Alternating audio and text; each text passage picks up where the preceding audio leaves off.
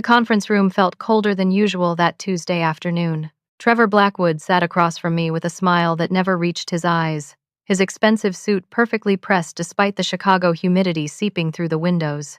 After 9 years at Dataflow Analytics, countless 60-hour weeks, and building the entire IT infrastructure from scratch with my bare hands, this was how it ended.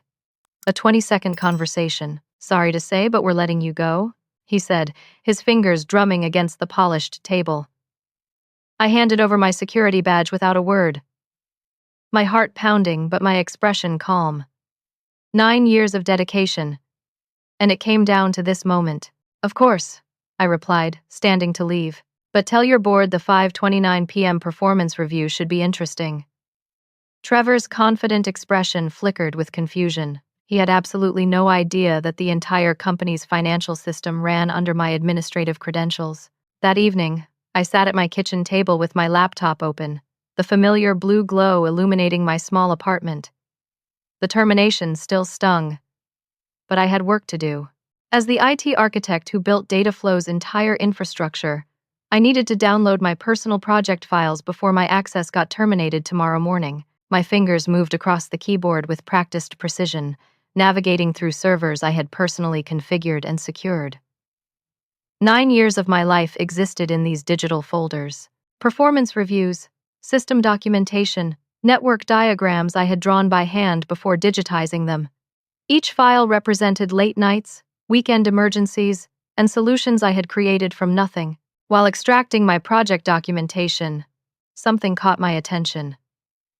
The accounting module showed unusual database activity. Strange, considering it was nearly 8 p.m. and the finance team always left by 5:30.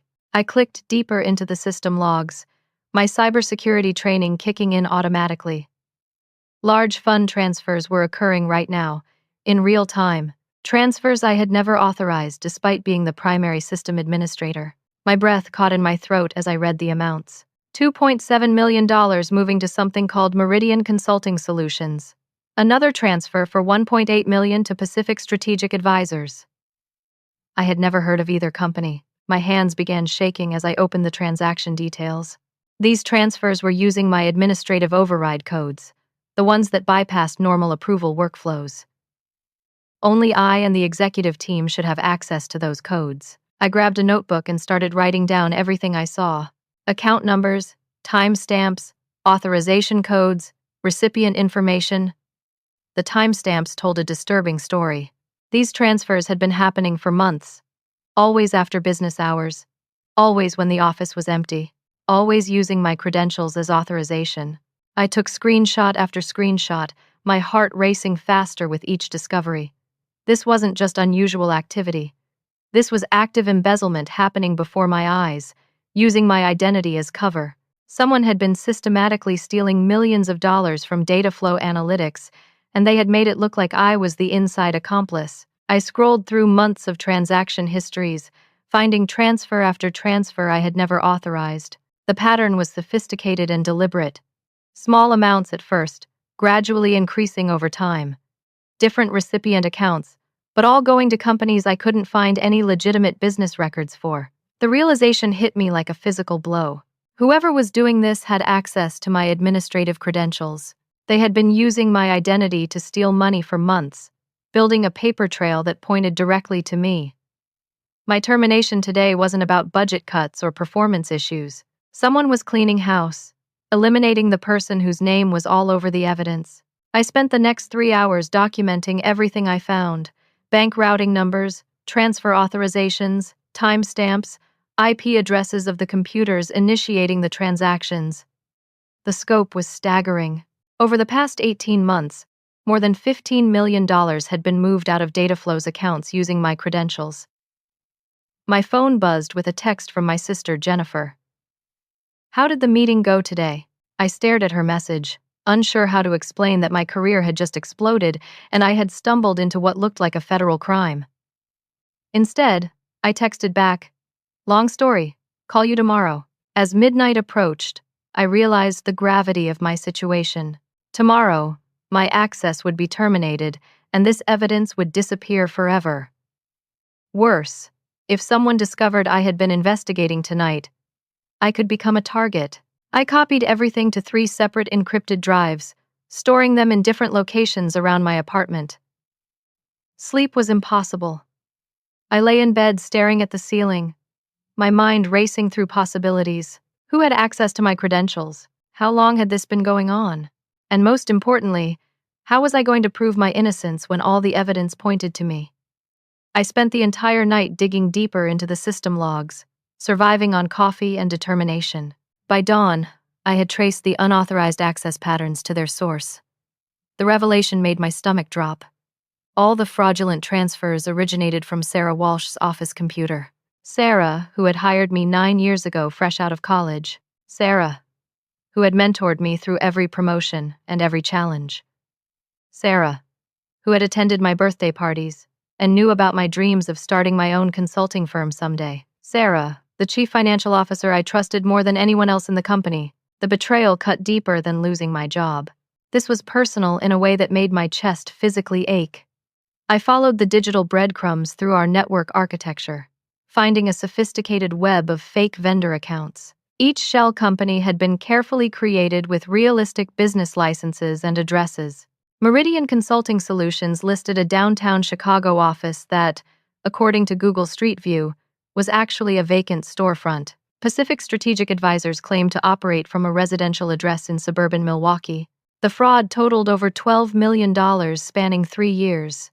Sarah had been systematically creating false vendors, approving their payments through normal channels, then using my administrative override codes to push the transfers through after hours. The timing was perfect. By the time the accounting reconciliation happened each month, the money was long gone and the paper trail showed my authorization.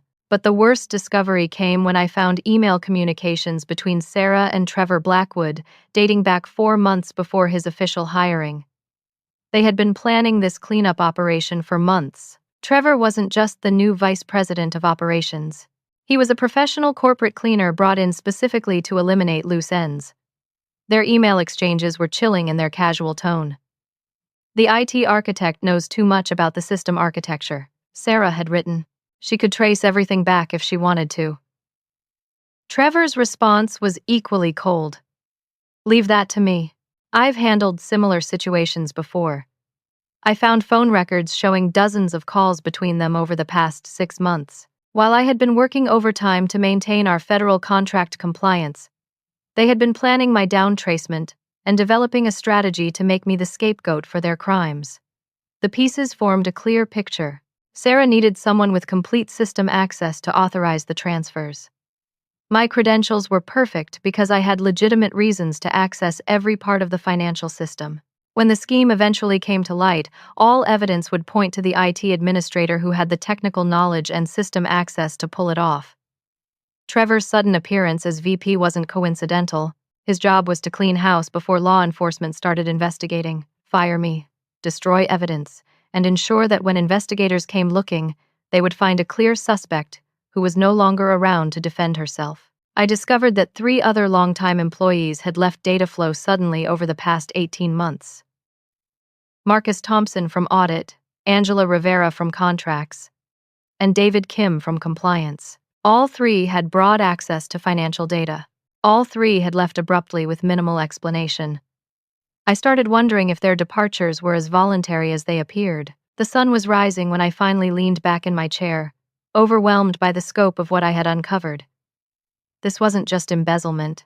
This was an organized conspiracy involving federal contract fraud, money laundering, and systematic elimination of potential witnesses. My laptop showed new activity in the accounting module. Even now, at 6 a.m., transfers were occurring. Sarah was still moving money, probably accelerating the timeline because they knew I might investigate after being fired. I watched another $1.5 million disappear into an account registered to Summit Advisory Group in Nevada. I realized I had perhaps hours before my system access was terminated, and all this evidence became unreachable. I began copying everything to additional encrypted drives, organizing the files into a comprehensive case package. Bank records, email communications, system logs, vendor registrations, and transfer authorizations. My phone rang, making me jump. The caller ID showed my college roommate, Lisa Torres. She was an FBI agent now, working financial crimes in the Chicago field office. We hadn't spoken in months, but something told me this call wasn't a coincidence. Giselle, she said without preamble. We need to talk immediately. How fast can you get to a secure location? My blood went cold. Lisa, what's happening? The Bureau has been investigating data flow analytics for 6 months. Your name is all over our evidence files. And my supervisors think you're involved up to your neck. I'm calling because I know you, and I don't believe it. But you need to understand how serious this is. There's going to be a raid within 48 hours, and you're going to be arrested unless we can prove otherwise. The room started spinning. Lisa! I was just fired yesterday. I think someone's been using my credentials to steal money, but I can prove I'm innocent. Good, because right now you're facing federal charges for conspiracy, money laundering, and defrauding government contracts. Meet me at Lincoln Park in 1 hour.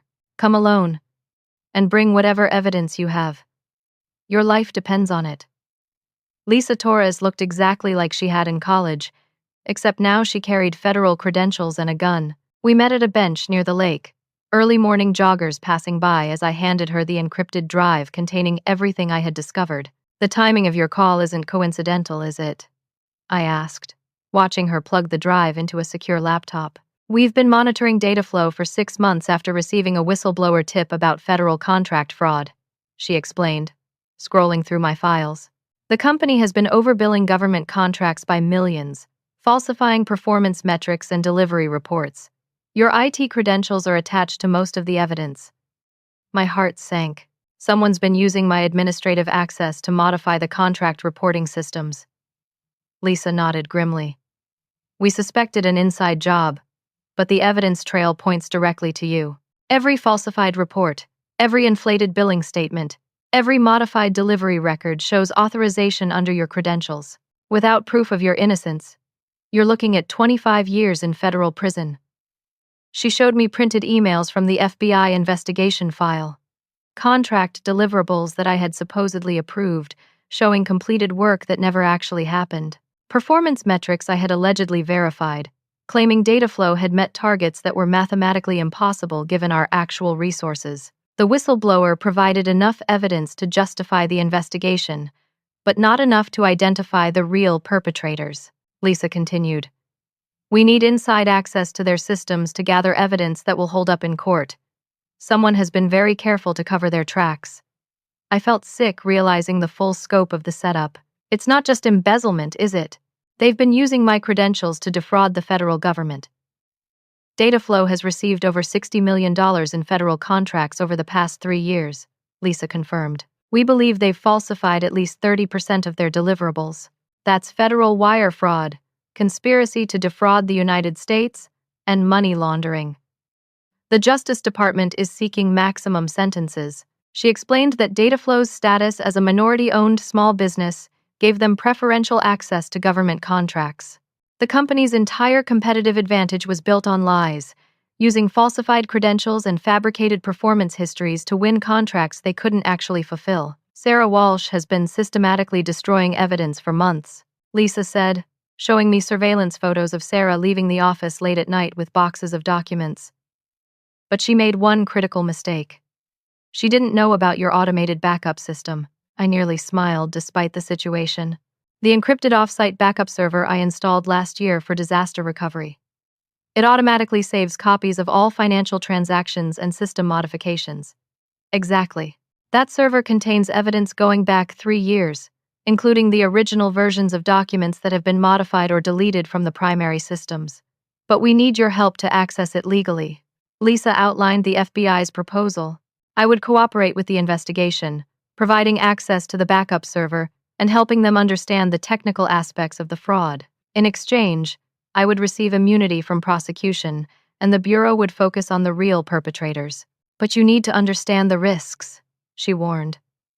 These people have already gone to extraordinary lengths to protect their operation.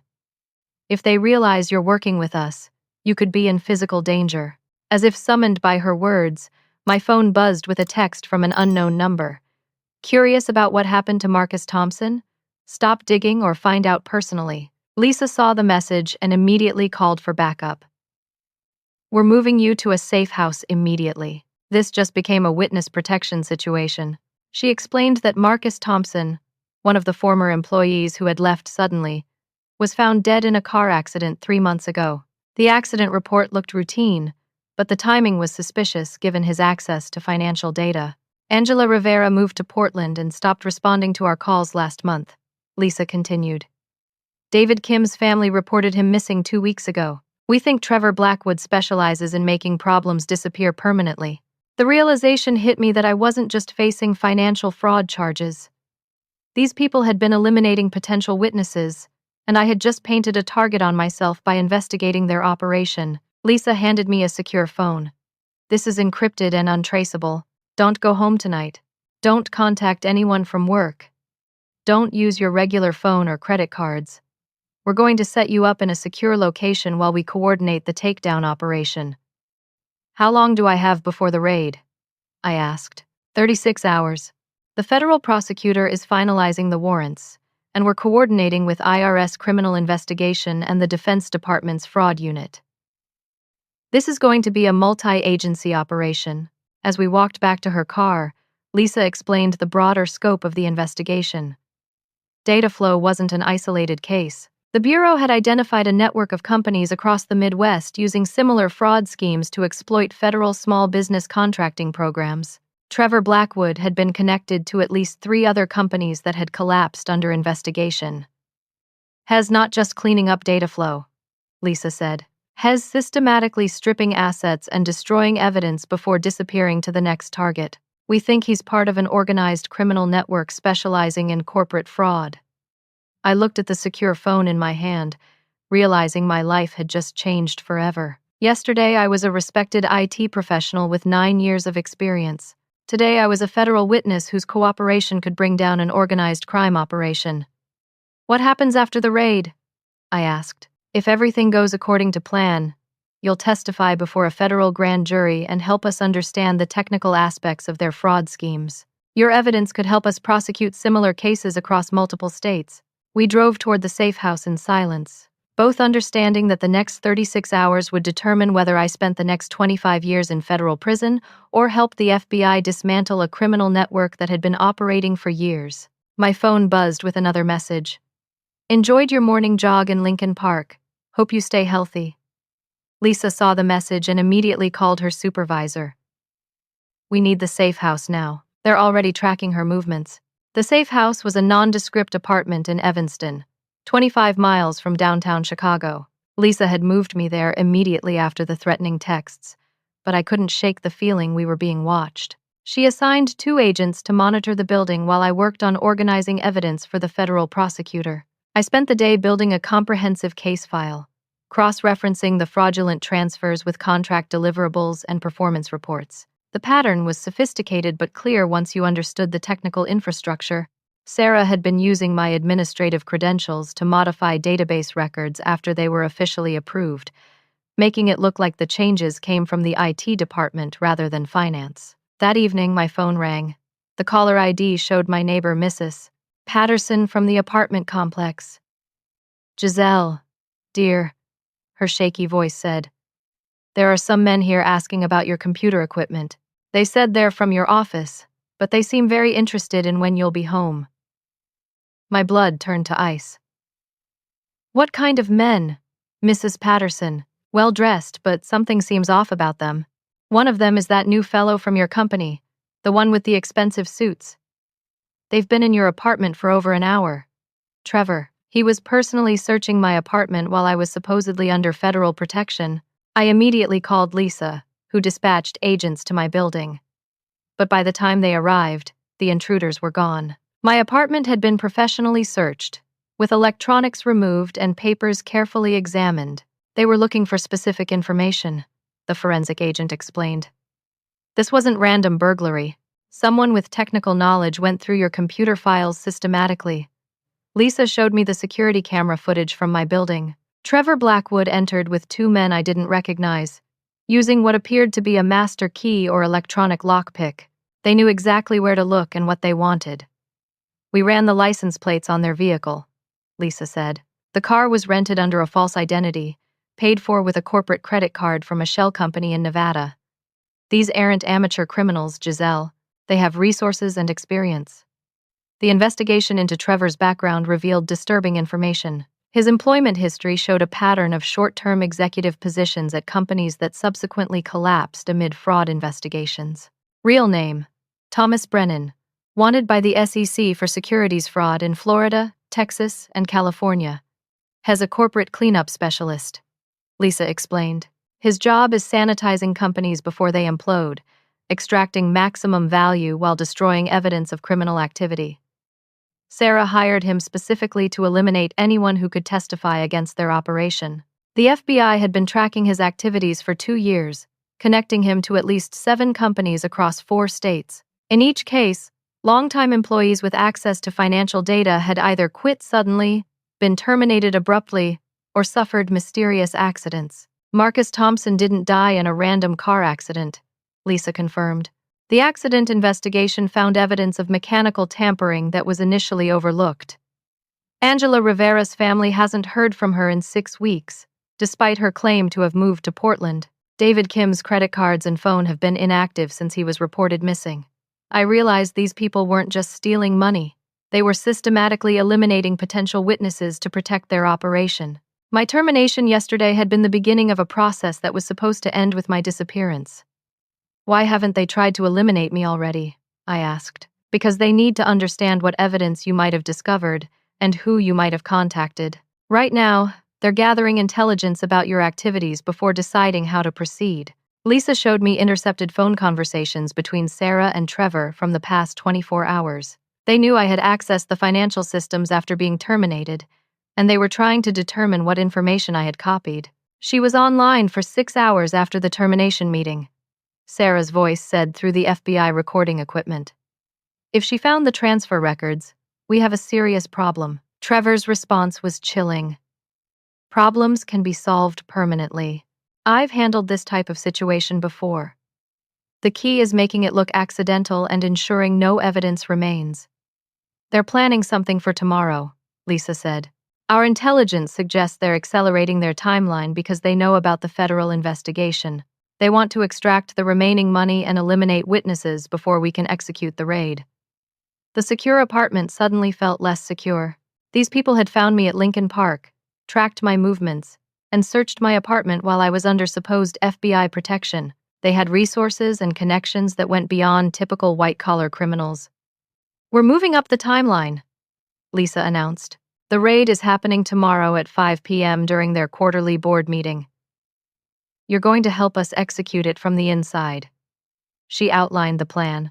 Using my administrative credentials one final time, I would access their presentation system during the board meeting and override their quarterly report with comprehensive evidence of the fraud. Every board member, the federal auditor, and key executives would see the evidence simultaneously, preventing anyone from destroying documents or coordinating their stories. The timing has to be perfect, Lisa explained. We need to catch them in the act of presenting falsified financial information to federal auditors. That gives us conspiracy and fraud charges that will stick in court. I spent that night preparing the evidence package that would be displayed during their presentation. Bank transfer records, email communications, falsified contract deliverables, and proof of the shell company network. Everything organized in a format that would be immediately understandable to board members and federal prosecutors. But as dawn approached, I received a final threatening message.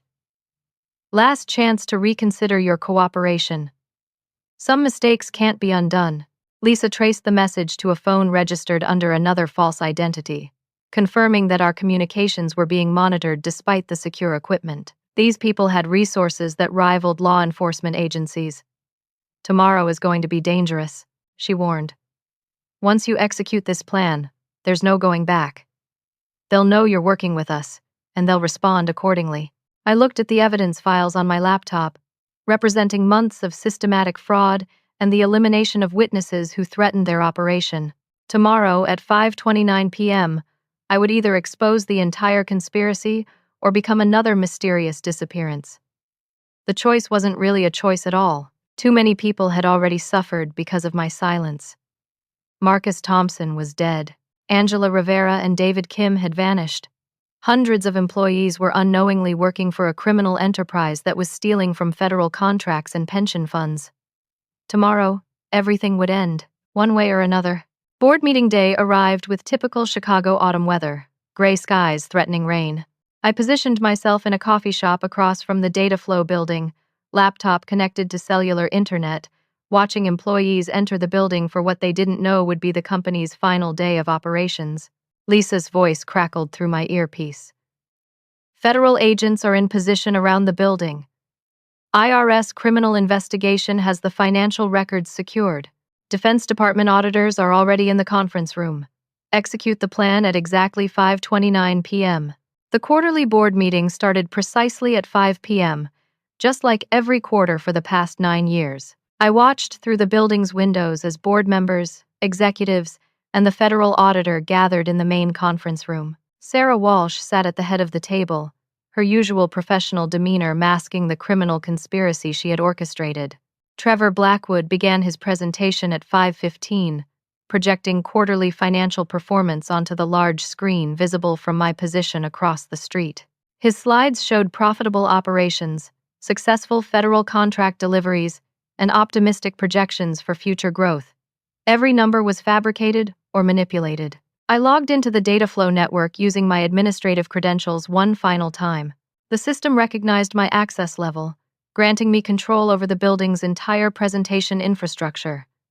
9 years of building and maintaining this network had given me complete understanding of every component. At 5:28 p.m., I began the upload process.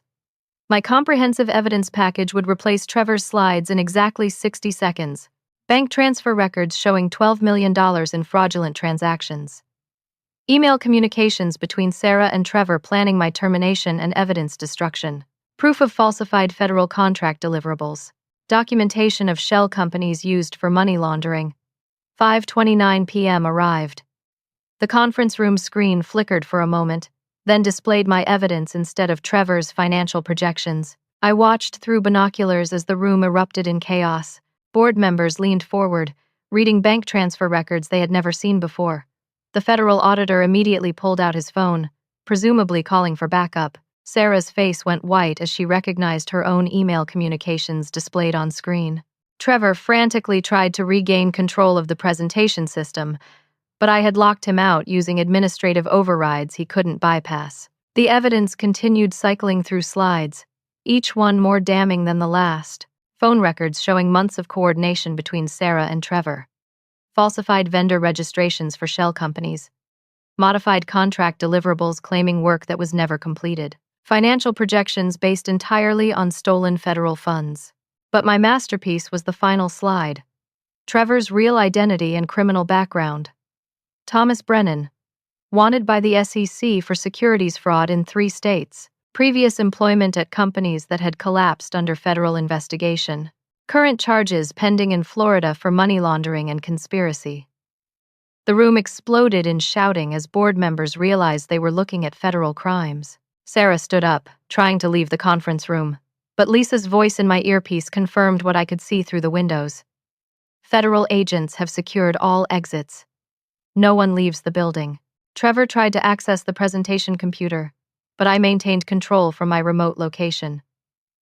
Every attempt he made to shut down the system triggered additional slides showing evidence of his criminal network. Bank accounts in Nevada, Florida, and Texas. Corporate registrations under false identities. Employment records at 7 different companies that had suffered similar fraud schemes. Through my binoculars, I could see the federal auditor coordinating with agents entering the building. Board members were being separated for individual interviews. Sarah and Trevor were being read their rights while additional agents secured computers and financial records. Giselle, Lisa's voice said through my earpiece, "It's over. Both suspects are in custody, and we have secured all the evidence." Outstanding work. I watched as Sarah Walsh was led out of the building in handcuffs, the woman who had mentored me for 9 years and then betrayed that trust for money. Trevor Blackwood followed, his expensive suit wrinkled and his confident demeanor completely shattered. The FBI raid continued for 4 hours, with agents removing boxes of documents, computer equipment, and financial records. Every employee was interviewed, but most were clearly victims of the conspiracy rather than participants. The fraud had been contained to the executive level, protecting the jobs of hundreds of innocent workers. Lisa met me at the coffee shop as the sun set over downtown Chicago. The federal prosecutor is calling this one of the most comprehensive white-collar crime cases in recent years. Your evidence package provides everything we need for successful prosecution. What happens to data flow? I asked, watching the last FBI agents leave the building. The company will survive under new leadership. The board is hiring an interim management team to fulfill the existing contracts legitimately. Most employees will keep their jobs, though the company will be under federal oversight for the next several years. She handed me a business card from the Department of Justice. The prosecutor wants to discuss a consulting contract. Your technical expertise in forensic accounting and cybersecurity could help investigate similar cases across multiple agencies. As we walked away from the building where I had spent 9 years of my life, Lisa explained the broader implications of the case.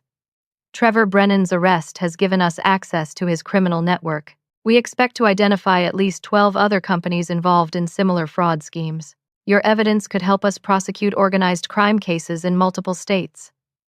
The personal satisfaction was overwhelming. 9 years of loyal service had been rewarded with betrayal and termination, but that betrayal had led to exposing a criminal conspiracy that threatened hundreds of jobs and millions of dollars in federal contracts. Sarah's preliminary confession suggests the fraud totaled over $18 million, Lisa said. Without your investigation, they would have continued operating until the federal contracts expired, then disappeared with pension funds and employee benefits. I looked back at the data flow building one last time. Tomorrow, new leadership would begin the process of rebuilding trust with federal agencies and employees. The company would survive, but it would be fundamentally different from the criminal enterprise Sarah and Trevor had created. There's one more thing, Lisa said as we reached her car. The federal judge has agreed to expedite the trial because of the overwhelming evidence. Sarah and Trevor will be sentenced within 6 months, and restitution payments will begin immediately. 5:29 p.m. had marked the end of one career and the beginning of something completely different. Instead of losing everything, I had discovered what I was actually capable of accomplishing when forced to fight for justice. 3 weeks after the arrest, I sat in the FBI field office conference room, facing a panel of federal prosecutors, IRS investigators, and Department of Justice attorneys. The scope of what we had uncovered was staggering even by federal white-collar crime standards. Miss Giselle, U.S. Attorney Patricia Rodriguez said, opening a thick file folder. Your evidence has enabled us to trace the criminal network across 14 states. Trevor Brennan, whose real name is Thomas Brennan, has been connected to systematic fraud at 23 companies over the past 8 years. Lisa Torres sat beside me, having been assigned as the primary liaison between the FBI and DOJ for the expanding investigation. The Financial Crimes Unit estimates total damages exceed $200 million across all connected companies. This represents the largest organized white-collar crime prosecution in the 7th Circuit in 20 years. The federal investigation had revealed that Sarah's embezzlement was just one component of a sophisticated criminal enterprise. Trevor's role was traveling between companies, establishing fraudulent operations, extracting maximum value, and eliminating evidence and witnesses before law enforcement could intervene. We have confirmed that Marcus Thompson, Angela Rivera, and David Kim were all murdered. Attorney Rodriguez continued. Mr. Thompson's car accident involved mechanical tampering. Miss Rivera was found deceased in Portland, initially reported as suicide but now classified as homicide. Mr. Kim's remains were discovered in Wisconsin, after Mr. Brennan's arrest led us to additional burial sites. The weight of those revelations settled heavily in the room. 3 colleagues had died because they had access to financial information that threatened the criminal conspiracy. Their deaths hadn't been random accidents or personal tragedies. They had been systematic eliminations designed to protect millions of dollars in fraud. Your investigation prevented additional murders, Lisa said. Phone intercepts suggest Sarah and Trevor were planning to eliminate 2 more employees who had access to federal contract information. The technical scope of the fraud was equally impressive. Sarah had developed sophisticated methods for modifying federal contract deliverables, using automated scripts to generate false performance reports that appeared legitimate to government auditors. The false vendor network included over 60 shell companies across 12 states, each with fabricated business licenses and bank accounts. The Defense Department has initiated reviews of all federal contracts awarded to companies connected to this network, Attorney Rodriguez explained. We estimate that fraudulent billing affected over $400 million in federal projects over the past 5 years. But the revelation that shocked me most concerned my own situation.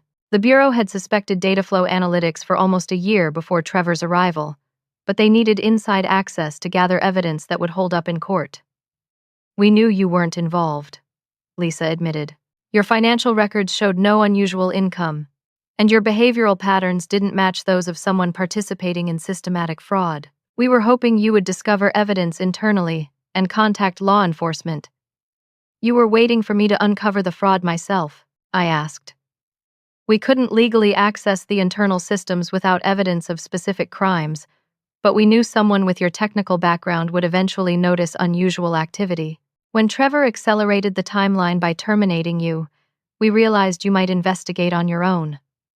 Attorney Rodriguez leaned forward. The Justice Department would like to offer you a position as a federal forensic consultant. Your technical expertise in cybersecurity and financial systems analysis has proven invaluable in this investigation. The consulting contract would involve working with multiple federal agencies to identify and prosecute similar fraud schemes. The FBI, IRS Criminal Investigation, Defense Department Inspector General, and Securities and Exchange Commission all had open cases requiring technical analysis of complex financial crimes. The position comes with federal law enforcement credentials and security clearance, Lisa explained. You would work directly with prosecutors to build cases against organized white-collar crime networks. The personal satisfaction was overwhelming.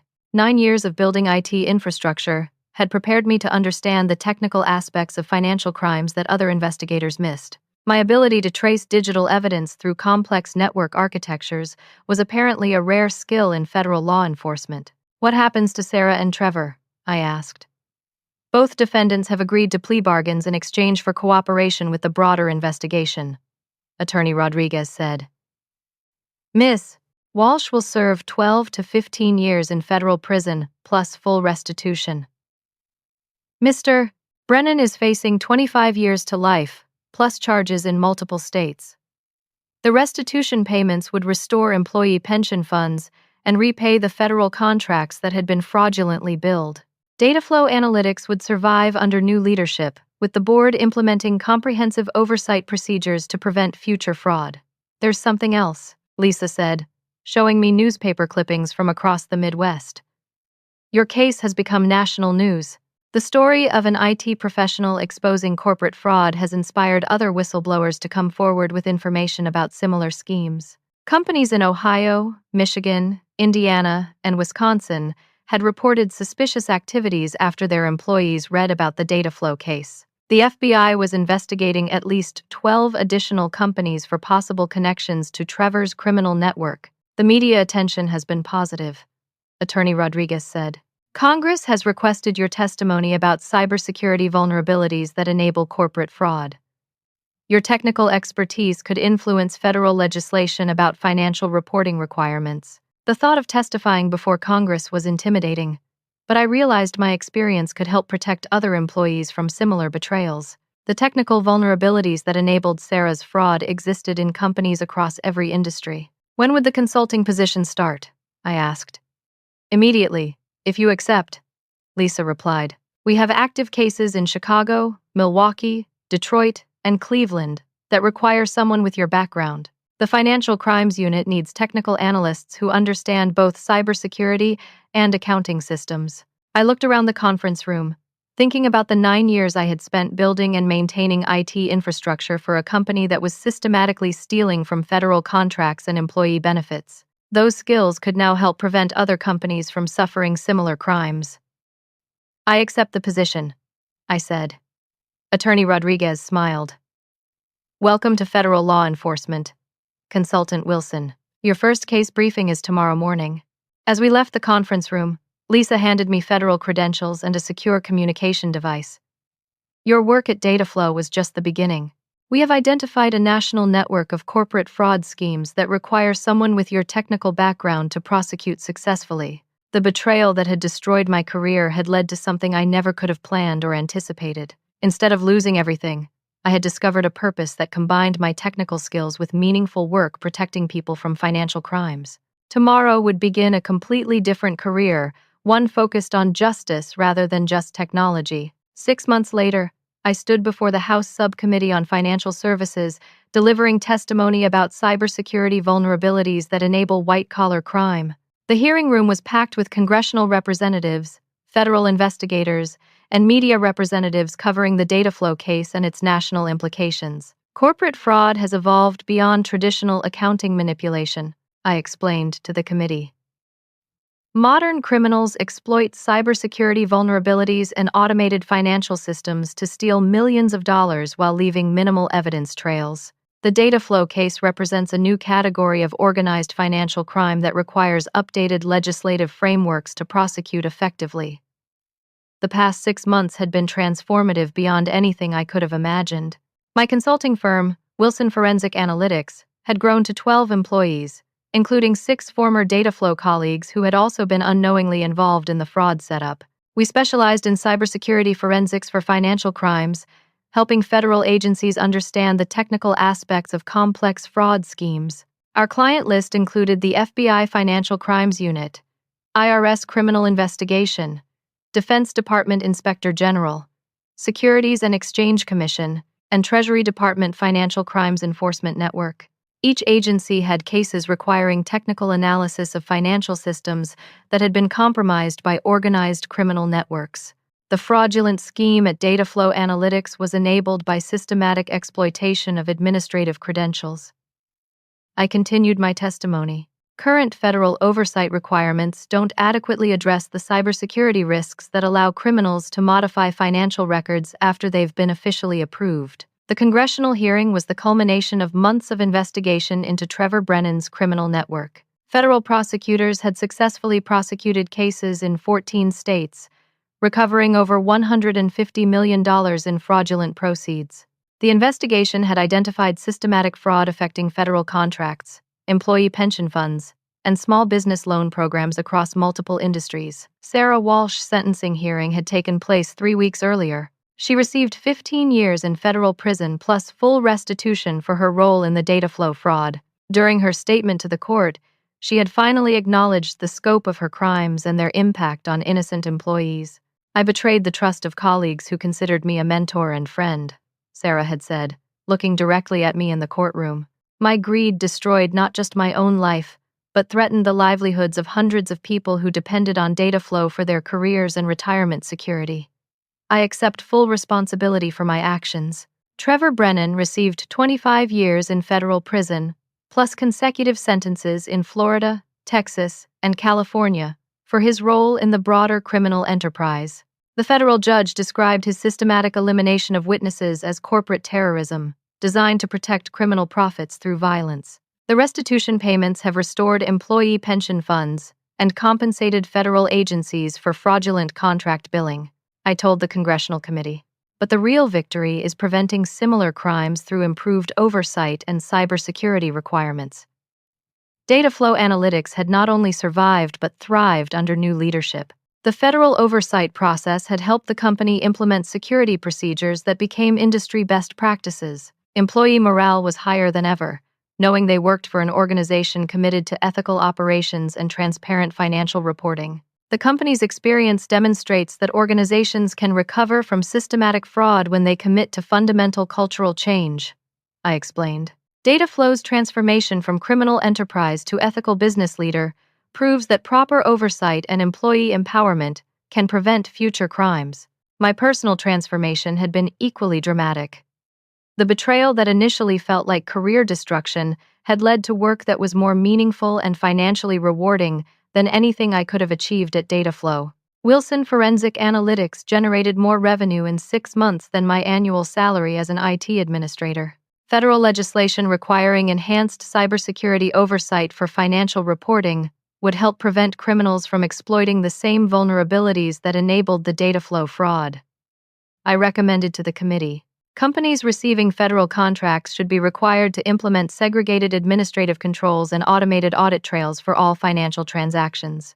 The congressional representatives asked detailed questions about technical vulnerabilities, investigative procedures, and legislative solutions. The hearing lasted 4 hours, covering everything from cryptocurrency money laundering to artificial intelligence fraud detection systems.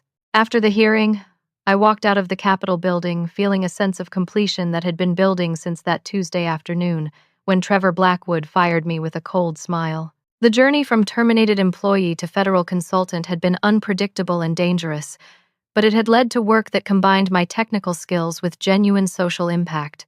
My phone buzzed with messages from clients across multiple federal agencies, each with cases requiring technical analysis of financial crimes. The skills I had developed during 9 years at Dataflow were now helping protect people across the entire country from similar betrayals and fraud. Lisa Torres met me for dinner that evening, celebrating the successful conclusion of the congressional hearing and the broader Dataflow investigation. The Justice Department is calling your case the template for prosecuting organized cybercrime, she said. Your technical analysis methods are being taught at the FBI Academy as standard investigative procedures. What started as personal betrayal became something much larger. I reflected. Sarah's crimes weren't just about stealing money. They were about destroying trust between employees and employers, between companies and federal agencies, between individuals and the institutions they depend on for financial security. The 5:29 p.m. moment when I overrode Trevor's presentation hadn't just exposed financial fraud. It had demonstrated that individual employees have the power to hold powerful institutions accountable when they discover evidence of wrongdoing. The most important lesson isn't about technology or cybersecurity, I told Lisa. It's about the responsibility we have to protect each other from people who exploit trust for personal gain. Sometimes losing everything you thought you wanted leads to discovering what you actually needed. My work now focused on preventing other employees from experiencing the betrayal I had suffered. Every case we solved protected workers whose pension funds were being stolen, federal taxpayers whose contract payments were being diverted, and small business owners whose loans were being fraudulently obtained. The career I had built was more meaningful than anything I could have achieved by staying at Dataflow for another 9 years. The betrayal that initially felt like professional death had become the foundation for a life focused on justice and protection of innocent people. As we finished dinner, I thought about Marcus Thompson, Angela Rivera, and David Kim, the colleagues whose deaths had motivated my decision to cooperate with federal investigators. Their sacrifices had ultimately led to dismantling a criminal network that had operated across multiple states for nearly a decade. Tomorrow would bring new cases, new investigations, and new opportunities to use technical skills for meaningful social impact. The 5:29 p.m. performance review had indeed been interesting, just not in the way Trevor Blackwood had expected when he fired me with such confident cruelty. Justice had been served completely, but more importantly, the experience had taught me that sometimes the worst betrayals lead to the most unexpected opportunities for growth, purpose, and positive impact on the world around us. Have you ever experienced a workplace betrayal that initially felt devastating but ultimately led to unexpected opportunities? How did you find the strength to fight back when powerful people tried to silence you? I'd love to hear your stories in the comments below. Please like this video if my experience resonated with your own workplace challenges. Subscribe to hear more stories about fighting injustice and finding your true purpose, and share this story with anyone who might be facing similar betrayals in their professional life. Your support helps these stories reach people who need to hear that fighting back is possible, even when the odds seem overwhelming. Thank you for listening to my journey from corporate betrayal to federal justice. Remember that sometimes losing everything you thought you wanted becomes the first step toward discovering what you actually needed. Stay strong. Keep fighting for what's right. And never let anyone convince you that their crimes are your fault.